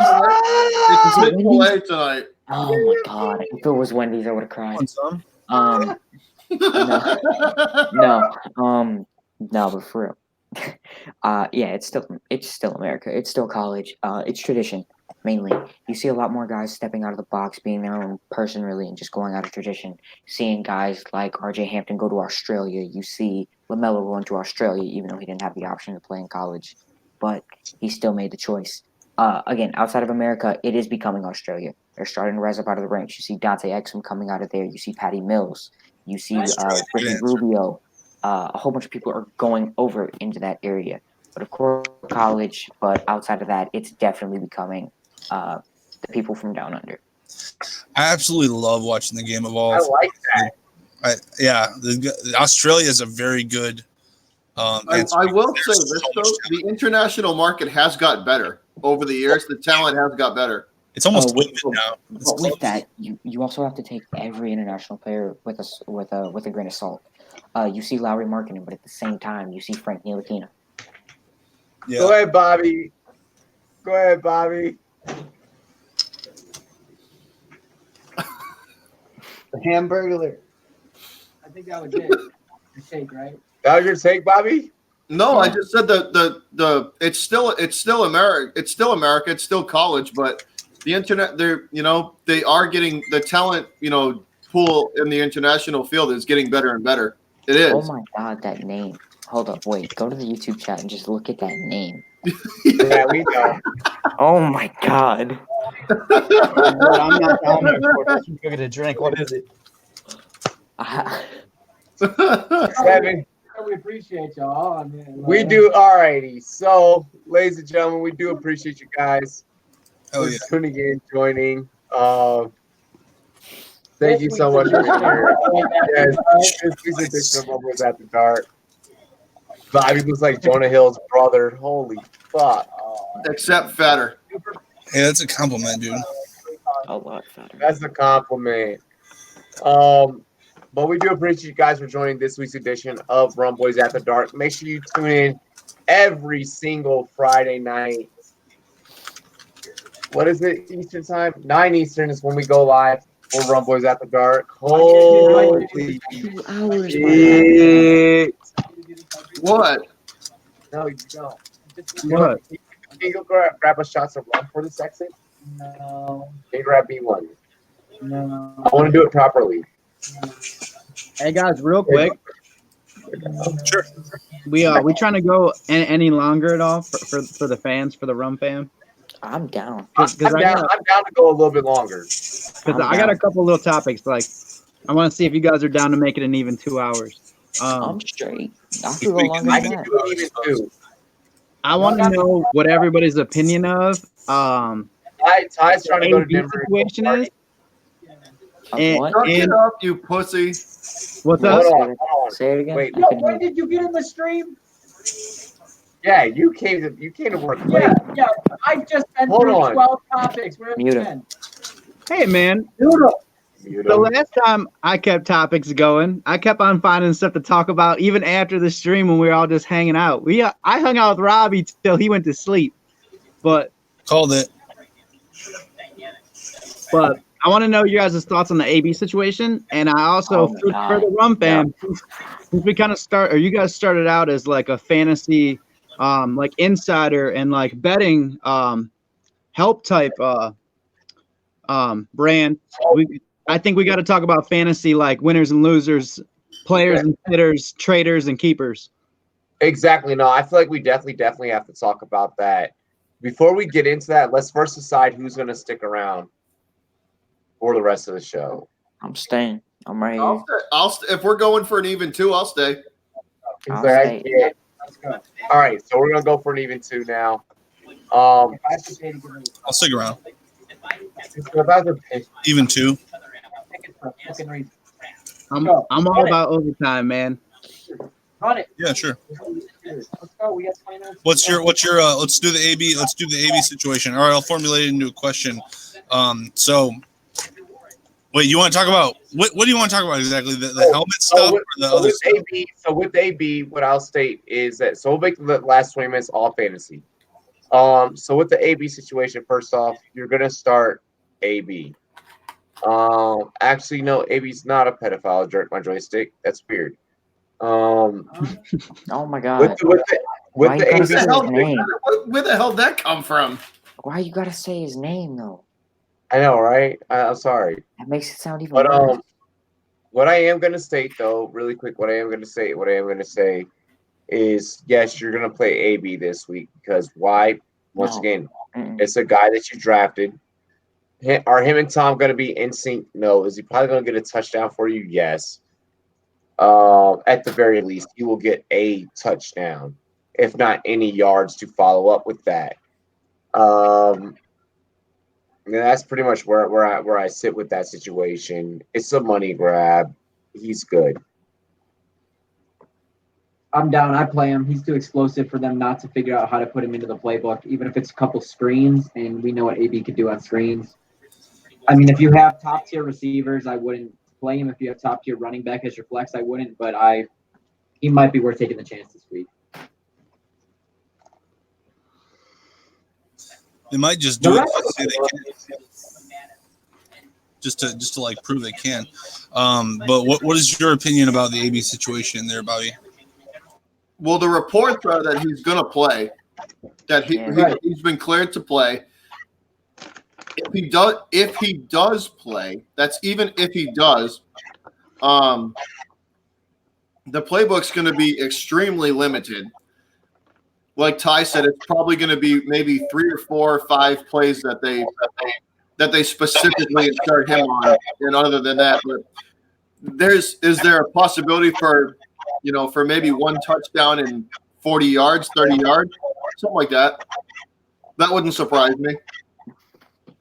But that's still 10 points, for so if he plays for 6 or 8 plays in a game and one of them's a touchdown, that's not bad. Any chance for an upset this weekend on that turn? I think we already talked about that a little bit, but I want to hear Bobby's take on the Dolphins. Well, Miami down in Miami is usually a trap game for us, but this is the one year where there's so much of a dumpster fire that it doesn't matter. There's so much of a dumpster fire that because usually this is a trap game for us. If this was any other normal situation, I would have my concerns about going down to Miami this early in the season and having to play them. But since they're just judging from how their offseason went and how the Ravens absolutely destroyed them, and watching how the Ravens took them apart, I have no concerns about them going down there and just absolutely demolishing them. Oh, and if you want a little bit of fantasy advice, take the Patriots defense and also play Sony Michel if you have him, because the Pats are going to get that lead early, and by halftime, this game is going to be extremely ugly, and they're going to be running the ball the entire second half to just run the clock out and get on a flight and come back home. So take New England's defense and play Sony Michel. I wouldn't be surprised if they dominated. They really, really looked good last week. And yeah, we're going to have to schedule all that stuff. You should definitely hit us up on Twitter, guys, and we will work all that stuff out. Yes, if you would like to be on the show, message us on Twitter. We can we work that out. Any one of us too, because we can always forward it back to Robbie. It all gets put in the same group chat, guys. Yeah. Any one of us. So I got another topic for you. Unless Nick, did you have a specific topic you wanted to talk before we Yeah, before we get into fantasy or the topic that you want to cover, I want to say being a Raiders fan, I want to get your guys' opinion on a take or a subject that I'm going to bring up. I want to get everybody's individual opinion on it, but I just want to say, as a Raiders fan, kind of the shit AB pulled, I don't know, it's kind of childish, and I kind of have the whatever, dude. If you don't wear silver and black or brown and orange, you don't really matter in the NFL to me, to be honest. And I'm kind of I started singing the na na na na hey hey goodbye song to him the second we released him. I really wish for Raider Nation's sake that Al Davis was still alive to cut that full. He would have took great pleasure in dropping his ass. But I want to get your guys' opinion on, should the league talk about doing something if a guy ever does something like this ever again at the next CBA meeting, about if you request your release and you actually get released, if you should go through an ineligibility period. Can I give my take? I'm not trying to get AB after the fact, but I kind of want the next guy, because I feel the shit he pulled, it's gonna fuck with people's paychecks and guaranteed money and contracts and negotiations a little bit. Well, there you go. You just said it. Actually, you just said it. I'll be back. That was actually what I was gonna say. No, I don't think they're going to do anything. And it's because of what you just said. It's because it's going to mess with people's paychecks.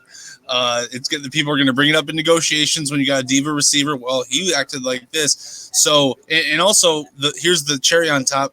AB lost like 20 plus million. I mean, yeah, he got 9 million guaranteed. He lost a lot of money though.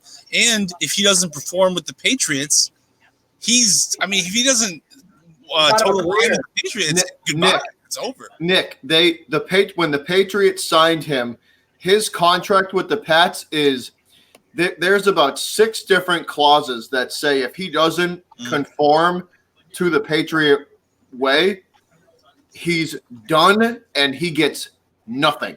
Yeah, nothing.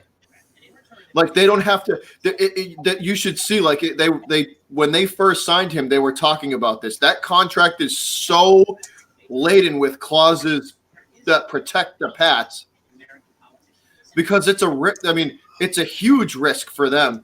Smart because and here's what if you want my take on the whole AB situation, right? Him getting out of Oakland. I don't think it was his master plan the whole time around. But when he was in Oakland and Drew Rosenhaus and him were talking and he realized there's a way out and that the Patriots could get him, come on, man. You can't tell me that AB didn't expedite that process a little bit by doing some crazy shit to get out of there. Yeah, especially making that video like they released, man, he was celebrating it. As soon as he figured out that the Patriots would be interested in him if he was gone, there has to be some – where there's smoke, there's fire, man. There has to be some truth to it. I'm totally with JD and Bobby on this. I don't even really need to drop a take. The amount of money that multiple people, not just him, will lose, and JD's take was perfect. And again, I don't see AB going anywhere if the Patriots don't work out for him. So he knows. Here's you know what he's going to be. AB will be Randy Moss 2.0. He'll work out for 1 year. They'll get their 1 year out of him, just like they got with Randy Moss. They got that one huge stellar year. And as soon as that next year rolls around and the adversity really starts picking up, the guys are going to start, instead of Brady throwing him the ball 9 times a game, he's going to get four throws. It's when the adversity hit when Randy started acting a fool when he was faced with a bunch of adversity and when he wasn't getting the ball enough. Yeah. Well, his first year, that didn't happen. The second year, that's when Brady started dishing the ball out to everybody else except for him. So to me, it's going to be the same situation. He's going to be stellar this year. He'll have a phenomenal year. He'll more than likely win the Super Bowl. And then, halfway through next year, I can guarantee that there's going to be some cracks and some fissures and some drama that pops up. Yeah. What do you think, Jordan? No doubt. I think for the rest of this season, he'll be stellar. Yeah. We got J Love. Yeah, what do you got, little man? I'm just sick and tired of Antonio Clown. Facts. Oh, don't get me wrong. Is he an asshat and an idiot off the field? Absolutely. He's a little overrated too. I mean, he's great. Don't be like that. No, I totally Hold on, guys. Really quick. QC had a good point. Robbie, I'm breaking this out. I'm breaking this out for that, Robbie. All right. Hopkins. Hang on. Beans High went to LA recently. Hold on. We got it. This is something we got to do. If y'all got shots or a beer, rest in peace of Tupac. Rest in peace of Nip. Rest in peace of all the OGs. I gotta go out there. Cheers. Hey, real quick too. In about an hour, it's gonna be the anniversary of Mac Miller's death. R.I.P. Mac. Oh no! R.I.P. Mac. R.I.P. Pac. R.I.P. Big. Easy E. Nip. Hold on. Why'd you have to bring up Mac Miller? Cheers to me. What's cheers to you. All the Rumboyz and girls, what it do? Dilly. Thank you guys for enjoying our show tonight. Oh, that makes me so sad. Yeah, the Mac Miller shit is sad, man. But he did a lot for all of us. He gave a lot back. Just like Nick, man. That Mac Miller is that whole situation is tragic, dude. Are we ending the stream, or are we just? Oh, I have some more. We're ending this one. Okay.